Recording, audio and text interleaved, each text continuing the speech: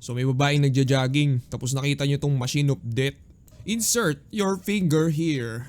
Siyempre kung matinong tao ka, hindi mo ipapasok yung daliri mo dyan. Pangalan pala nakakatakot na machine of death. Pero yung babaeng to, naglagay ng benching ko. Nag-aalangan pa siyang ipasok yung daliri niya, pero ginawa niya pa din. Kinuha ng machine yung dugo niya, tapos may sulat na lumabas, nakalagay old age. So ang machine pala na to ay makakapagsabi sa'yo kung paano ka mamamatay. Natuwa pa siya kasi iniisip niya mamamatay siya sa katandaan. Hindi mo lang siya nag-worry dun sa nagtusok sa daliri niya. Mamaya may sakit pala yung huling gumamit. So tumakbo na siya pabalik. Tutuloy na yung jogging. Oh my God! Nasagasaan siya ng matandang nagmamaneho. Kaya pala old age. So meron na namang gumamit. Nakasulat parachute failure.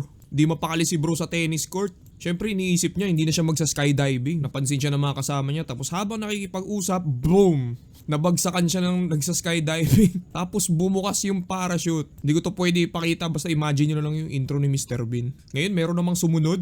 Nakalagay sa sulat, hot girl. Kaya nung habang nasa beach si bro, biglang may lumapit sa kanya na babaeng nakabikini. Sa lawak ng beach, tumabi pa talaga sa kanya. Hey!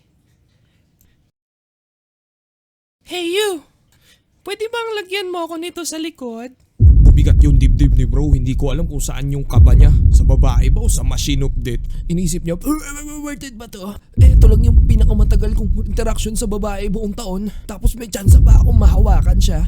Baka hindi na to mangyari ulit. Si bro ay nako-confuse at the same time curious. Lumayo siya sa babae pero nagdadalawang isip pa rin. Nung sinubukan niyang i-explain yung sitwasyon, may babaeng nasusunog na bumangga sa kanya. Ang random ng palabas na to. Ano ba tong nakita ko sa YouTube? So ngayon may gumamit na naman na babae. Natuwa siya kasi time travel yung lumabas. Pinag-usapan nila ng kaibigan niya yung nakuha niyang sulat. Pero hindi siya interesado sa topic. Kaya binato siya ng alarm clock.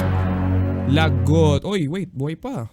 Pero bigla siya nag-teleport. Napunta siya sa taong parang American Revolution War yata to. Parang mga late 1700s. At ayun, pinagbabaril siya sa gitna ng laban.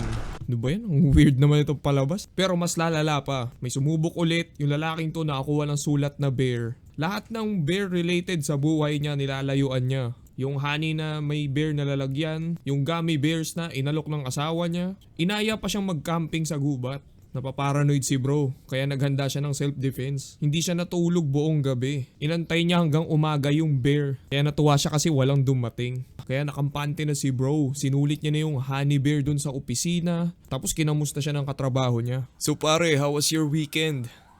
Alam mo pare, it was really great. Pumunta kami sa gubat ng wife ko. Bigla may lumabas na bear sa basurahan. Ewan ko ba, bakit ko ni-recap to? 5 minutes lang yung video, ginatasan ko pa. So yeah, salamat sa panonood. Maghugas kayo ng pinggan pagtapos kumain. Yun lang. Milko shake ko out.